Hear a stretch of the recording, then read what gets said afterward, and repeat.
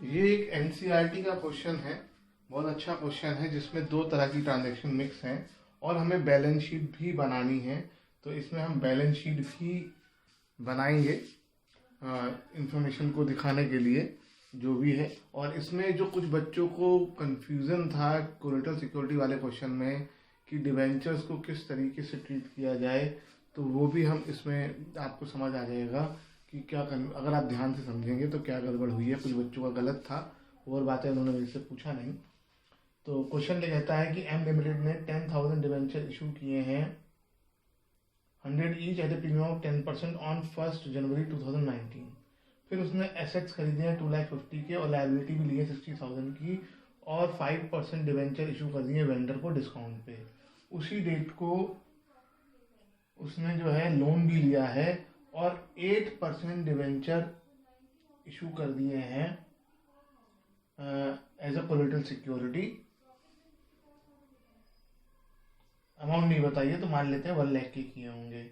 हमें जो है ये करके एक्सट्रैक्ट ऑफ बैलेंस शीट, पूरी बैलेंस शीट नहीं बनानी है, सिर्फ एक्सट्रैक्ट ऑफ बैलेंस शीट हमें करना है जनरल एंट्रीज करते हुए। तो पहले जनरल एंट्रीज करते हैं। तो सबसे पहले जनरल एंट्री का फॉर्मेट बना लूँ इन द बुक्स ऑफ क्या नाम है एम लिमिटेड 2019 जनवरी 1। सबसे पहले हमने डिवेंचर इशू करे हैं। तो इसमें लगभग हमने जो 3 टॉपिक अब तक पढ़े हैं सभी एक ही क्वेश्चन में कवर कर दिए गए हैं।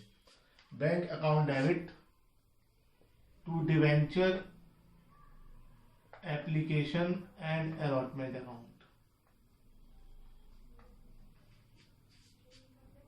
10,000 इंटू 100 यानी 10 लाख हुआ और प्रीमियम पे इशू हुए हैं इसलिए प्लस 10%, तो ये आ गया 11 lakh. Being application money received. Next entry debenture application and allotment account debit, एक लाइन छोड़कर टू 8% डिवेंचर अकाउंट। अब वही 3 क्वेश्चन हमें अपने आप से पूछने हैं। क्या इशू पे प्रीमियम है? बिल्कुल है, तो यानी टू सिक्योरिटीज प्रीमियम रिजर्व। क्या प्रीमियम ऑन रिडम्पशन है? बिल्कुल नहीं है।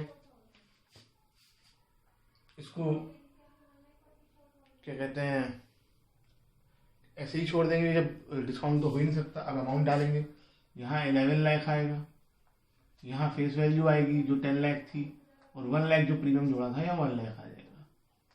नरेशन आपको पता ही है। Being 10,000 8% debentures of 100 each issued at 10% premium. उसके बाद हमने एसेट्स खरीदे, सन्ड्री एसेट्स, एक लाइन छोड़ देंगे टू सन्ड्री लायबिलिटीज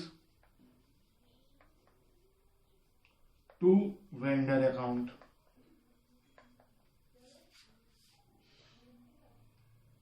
$2,50,000 के एसेट्स हैं, 60,000 की लायबिलिटी है, लेकिन ये नहीं बताया कि वेंडर को कितना देना है, तो बैलेंसिंग फिगर वेंडर की अमाउंट हो जाएगी। Being business purchase from vendor. फिर वेंडर को शेयर्स देने हैं, डिवेंचर देने हैं, इसको भी आप परचेज वो प्रीमियम पॉइंट ऑफ व्यू से करना शुरू कर दोगे टू 8% डिवेंचर अकाउंट। फिर वही 3 सवाल सोचो, क्या इशू पर प्रीमियम है? नहीं है। क्या रिडम्पशन पर प्रीमियम है? नहीं है। ये 2 सवाल में नो हो गया। क्या डिस्काउंट ऑन इशू है? बिल्कुल है, तो यहाँ पर discount on issue of debenture आ जाएगा। अब तक हमने ये कभी सोचा नहीं वेंडर के क्वेश्चन में, लेकिन अब सोचना शुरू कर देंगे। वेंडर में अमाउंट 1,90,000 आ जाएगी। इसके लिए आप वर्किंग नोट्स में जाओगे, एक एंट्री और बैलेंस शीट की जगह छोड़ोगे।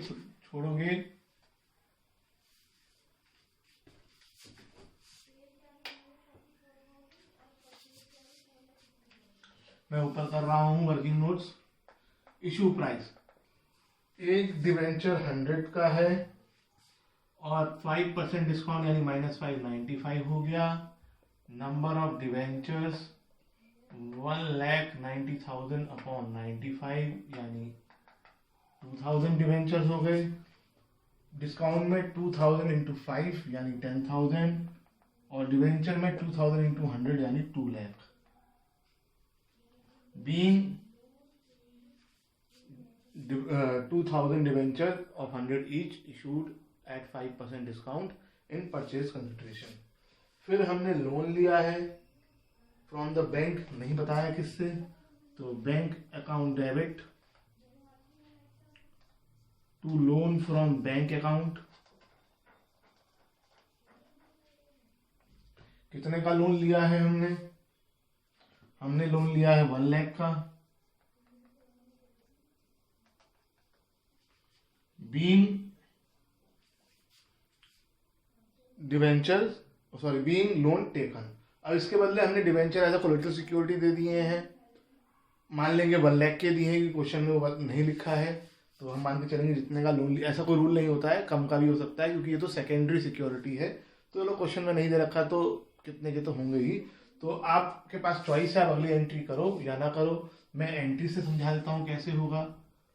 दोनों चीजें बता दूंगा बैलेंस शीट में कि एंट्री करोगे तो क्या फर्क पड़ेगा, एंट्री नहीं करोगे तो क्या फर्क पड़ेगा।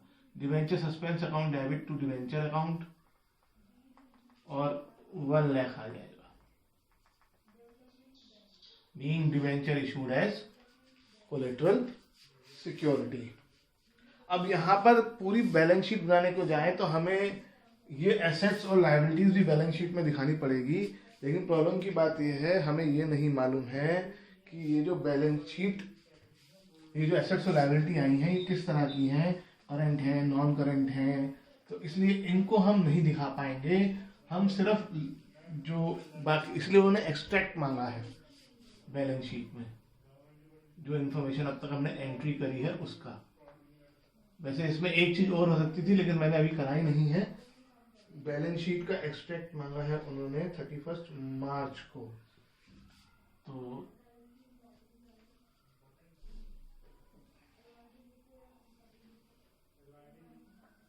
अब क्या क्या चीजें हैं, हम सिर्फ लायबिलिटी साइड कर रहे हैं, एसेट साइड नहीं करते हैं। उसमें इतना टाइम, आप एसेट साइड में बैंक ही दिखाना है। आपकी एंट्री में 2 बार बैंक है, आप दोनों को डेबिट करके दिखा देंगे। बाकी चीजें दिखा समझ क्लियर नहीं है क्वेश्चन में कहाँ आएंगी। Current year, previous year, equity and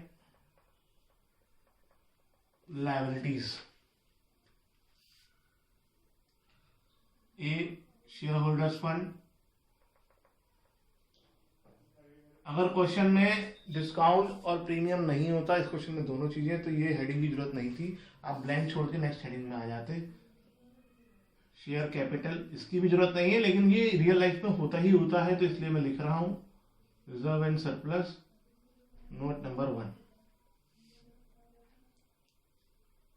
non current liabilities, इसमें लॉन्ग टर्म बोरोइंग्स। और जैसा कि मैंने बताया, मैं एसेट साइड में नहीं जा रहा हूं, नहीं तो आप asset side non current asset लिखकर उसमें नोट नंबर 3 डाल दें, कैश एंड कैश इक्विवेलेंट के आगे। मैं मेन चीज सिखाना चाह रहा हूं, notes to accounts.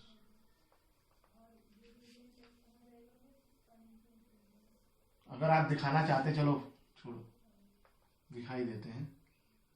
C current assets, cash and cash equivalents, note number 3। तो नोट नंबर 1 क्या है, reserve and surplus. Securities premium reserve, देखो कितना था आपकी एंट्री में, जितनी बार भी आया, एक ही बार आया। सेकंड एंट्री में कितना आया है, 1 लाख। फिर discount on issue of debenture, ये भी जितनी बार आया है, एक ही बार आया है, वो भी माइनस का 10,000।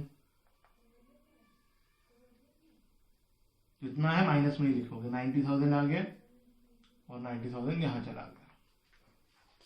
Second, long term borrowings, long term borrowings, इसमें एक तो वो लोन आ जाएगा जो हमने लिया, लोन फ्रॉम बैंक, लाख का। अगर आप एंट्री नहीं करोगे कोलेटरल वाली, डिवेंचर सस्पेंस वाली, तो आप ब्रैकेट में लिखोगे being ₹1 lakh 8% debenture issued in as collateral securities secured by, sorry narration बोल दी मैंने, ब्रैकेट में लिखोगे secured by ₹1 lakh 8% debentures as collateral security, bracket close. और अगर आप एंट्री करोगे जैसे मैंने करी है, तो फिर आप यहां लिखोगे 8% डिवेंचर्स अकाउंट। और अब तक आपने जितने भी डिवेंचर इशू करे हैं, चाहे वो पहले साल पिछली बार करे थे या कब करे थे, उन सब का टोटल यहाँ पर आएगा। आप क्वेश्चन जहां से स्टार्ट हो रहा है, हमने 3 बार डिवेंचर इशू करे। पहले हमने आपकी एंट्री जो करी, आपको फेस वैल्यू से मतलब होता है, हमने 10,000 डिवेंचर इशू करे, 100 ईच यानी 10 लाख के। फिर हमने वेंडर को 2 लाख के डिवेंचर इशू करे थे, 12 लाख हो गया। और 1 लाख के डिवेंचर हमने लोन के बदले दिए थे, तो डिवेंचर्स हो गए 13 लाख के। अगर हमने एंट्री नहीं करी होती डिवेंचर सस्पेंस वाली, तो यहां पर डिवेंचर लिखते 12 लाख के सीधा बाहर। अंदर क्यों लिखा?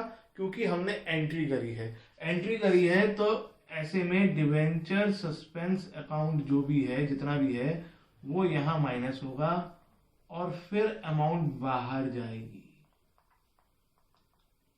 अब गड़बड़ क्या हुई है, जो बच्चों ने मेरे होमवर्क में गलती करी, आप में से कईयों ने, उन लोगों ने, उसमें क्वेश्चन में था कि कंपनी ने 5 लाख के debenture as a collateral security issue करे हैं, तो उन बच्चों ने जबरदस्ती यहां 5 + 5 10 कर दिया। जो मैंने क्लास में क्वेश्चन कराया था, जिसका मैंने वीडियो भेजा था, उस क्वेश्चन में 2 बार डिवेंचर 5 लाख के क्वेश्चन में गिवन थे कि पहले से डिवेंचर इशूड है 5 लाख, मैंने और डिवेंचर दे दिए 5 लाख, इसलिए 10 लाख हो गए। इसमें हमने 3 बार डिवेंचर इशू करे, इसलिए 13 लाख हो गए। और जितनी भी अमाउंट डिवेंचर सस्पेंस में है, वो अमाउंट माइनस करके बाहर। अगर आपने ये चुना होता कि हम जनरल एंट्री नहीं कर रहे कोलेटरल की, तो ऐसे में आप ब्रैकेट में यहाँ पर एक सेंटेंस लिखते, और ऐसे में 8% डिवेंचर में अमाउंट बाहर आ जाती 12, क्योंकि आपने 10 लाख की एंट्री एक करी, 2 लाख की एक, तीसरी तो कोई एंट्री करी नहीं। क्योंकि मैंने एंट्री का ऑप्शन चुना, तो मैंने डिवेंचर के लिए 3 एंट्री करी हैं, इसलिए मेरी 3 एंट्री में डिवेंचर अकाउंट आया, इसलिए उन तीनों को जोड़कर मैंने यहाँ लिख दिया। अगर आपने एंट्री ना करने का ऑप्शन लिया होता, तो आपकी 2 ही एंट्री में डिवेंचर आया होता, तो उनको जोड़कर आप लिखते, और ऐसे में अमाउंट बाहर आती। जब डिवेंचर सस्पेंस होगा आपकी एंट्रीज में, तभी अमाउंट अंदर आएगी, और इसलिए मैथमेटिकली सेम इफेक्ट पड़ने वाला है। यहाँ पर अगर आपने एंट्री नहीं करी होती, तो सीधा 12 लाख बाहर लिख देते। एंट्री करी है तो 13 लाख अंदर आया, 1 लाख माइनस हुआ, और 12 लाख बाहर आ गया। तो बैलेंस शीट का ये वाला क्वेश्चन जो होगा, वो सेम ही रहेगा, चाहे आप एंट्री करो या ना करो। ये जो 13 लाख है, ये 13 लाख यहाँ आ जाएगा, सॉरी हाँ 13 लाख, 1 लाख + 12 लाख। और तीसरा है कैश एंड कैश इक्विवेलेंट। इसमें हम दिखाएंगे बैंक आपकी सिर्फ 2 एंट्री में आया, एक पहली, एक सेकंड लास्ट। पहली एंट्री में 11 लाख से डेबिट हुआ, और सेकंड लाख में 1 लाख से डेबिट हुआ। दोनों बार ही डेबिट हुआ है, दोनों को जोड़ दोगे, टोटल लगाओगे, ये 12 लाख आ जाएगा, और ये 12 लाख यहाँ पर कैश एंड कैश इक्विवेलेंट के सामने आ जाएगा। क्वेश्चन खत्म।